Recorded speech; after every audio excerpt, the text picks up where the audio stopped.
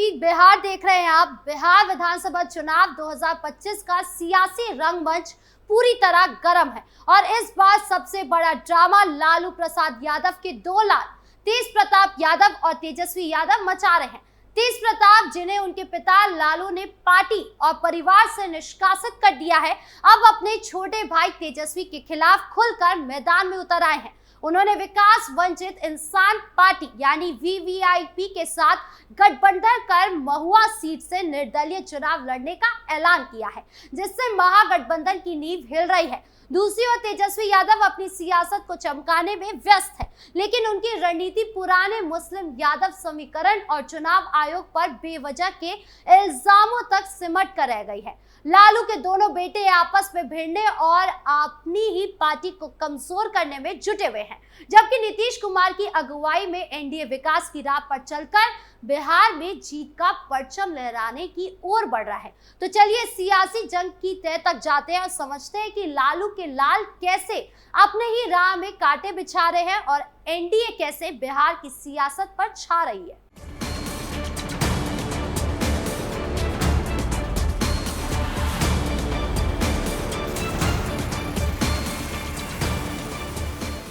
बिहार में 2025 का विधानसभा चुनाव एक बड़ा सियासी इम्तिहान है। तेज प्रताप यादव, लालू प्रसाद यादव और राबड़ी देवी के बेटे की सियासी राह हमेशा से विवादों से भरी है। मई 2025 में लालू ने उन्हें राष्ट्रीय जनता दल और परिवार से 6 साल के लिए निष्कासित कर दिया, क्योंकि तेज प्रताप ने फेसबुक पर एक पोस्ट में अनुष्का यादव नाम की महिला के साथ 12 साल के रिश्ते का दावा किया था। पोस्ट वायरल हुई, फिर हटाई गई और तेज प्रताप ने दावा किया कि उनका अकाउंट हैक हुआ था, लेकिन बाद में उन्होंने स्वीकार किया कि पोस्ट उन्हें खुद डाली थी। लालू ने इसे गैर जिम्मेदाराना व्यवहार और पारिवारिक मूल्यों के खिलाफ बताकर उन्हें पार्टी और परिवार से बाहर कर दिया। तेजस्वी ने भी पिता के इस फैसले का समर्थन किया, कहते हुए कि राजनीतिक और निजी जिंदगी अलग अलग है। मेरे भाई को अपने फैसले लेने का हक है, लेकिन मैं ऐसे व्यवहार को बर्दाश्त नहीं कर सकता। इस निष्कासन ने तेज प्रताप को नाराज कर दिया और उन्होंने तेजस्वी के करीबी नेताओं को जयचंद कहकर निशाना साधा, ये आरोप लगाते हुए कि उनकी बर्खास्तगी में उनके भाई के समर्थकों का हाथ था। तेज प्रताप ने हार नहीं मानी। 26 जुलाई को उन्होंने ऐलान किया कि वो वैशाली जिले की महुआ सीट से निर्दलीय उम्मीदवार के तौर पर चुनाव लड़ेंगे, जहां से वो 2015 में विधायक बने थे। 5 अगस्त 2025 को पटना के होटल मौर्य में एक प्रेस कॉन्फ्रेंस में उन्होंने वीआईपी पार्टी के साथ गठबंधन की घोषणा की। वीवीआईपी के नेता प्रदीप निषाद, जो पहले मुकेश सैनी के वीआईपी पार्टी के करीबी थे, ने 70% टिकट महिला समाज को देने का वादा किया।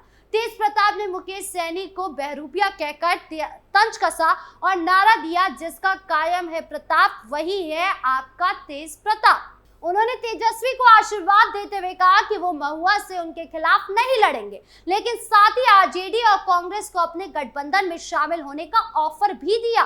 तेजस्वी के कृष्ण अर्जुन वाले बयान पर तंज कसते हुए उन्होंने कहा, अगर तेजस्वी कृष्ण है तो बांसुरी बजाकर दिखाए। उनकी टीम तेज प्रताप सोशल मीडिया पर सक्रिय है और महुआ में उनकी रैलियों में भीड़ जुट रही है, लेकिन सियासी जानकार इसे वोट कटवा की चाल मानते हैं, जो यादव और मल्ला वोटों को बांटकर महागठबंधन को नुकसान पहुंचा सकती है। तेज प्रताप ने कहा, महुआ के लोग सिर्फ मुझे चाहते हैं, अगर आरजेडी किसी और को टिकट देती है तो लोग उसे वोट नहीं देंगे। उनकी ये बगावत तेजस्वी की सियासी राह में बड़ी रुकावट बन रही है।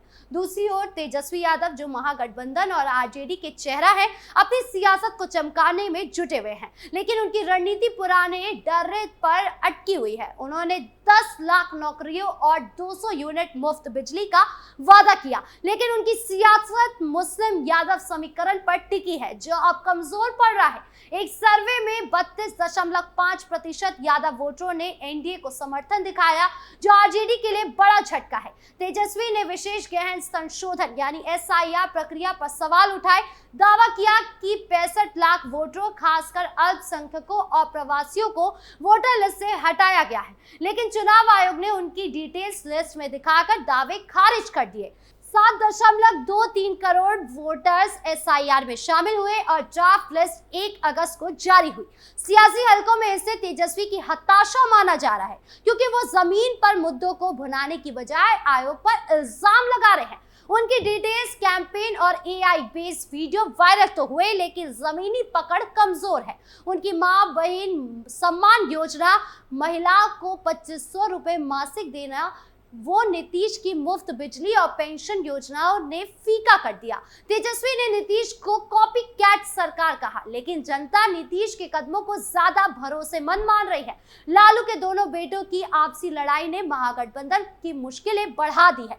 तेज प्रताप की बगावत और वीवीआईपी गठबंधन ने आरजेडी की एमवाई रणनीति को कमजोर किया है।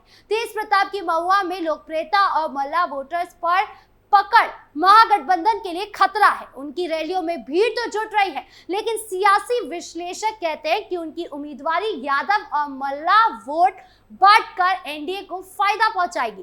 तेजस्वी की सियासत भी पुराने ढर्रे पर है। उन्होंने पसमानदा मुस्लिम नेता अली अनवर अंसारी और पशुपति कुमार पारस का जोड़ा ताकि मुस्लिम और पासवान वोट लुभाए जाए, लेकिन चिराग पासवान और जीतन राम मांझी ने एनडीए को इन वोटों में बढ़ा दी है। महागठबंधन में सीट बंटवारे पर तनातनी साफ दिखती है। आरजेडी और कांग्रेस के बीच तालमेल की कमी उनकी कमजोरी है। तेजस्वी की जंगल राज की छवि से छुटकारा पाने के लिए कोशिश नाकाम रही, क्योंकि एनडीए ने लालू के शासन को बार बार निशाना बनाया। कांग्रेस की पद यात्राएं, राहुल प्रियंका की रैलियां भीड़ तो जुटाती हैं, लेकिन ठोस रणनीति के अभाव में फीकी है। वामपंथी दलों का प्रभाव सीमित है और सीपीआई के दिम्पर भट्टाचार्य ने नीतीश की योजनाओं को लॉलीपॉप कहकर मजाक उड़ाया, जो जनता को खोखला लगा। इसके उलट नीतीश कुमार की अगुवाई में एनडीए विकास की राह पर दमदार तरीके से बढ़ रही है।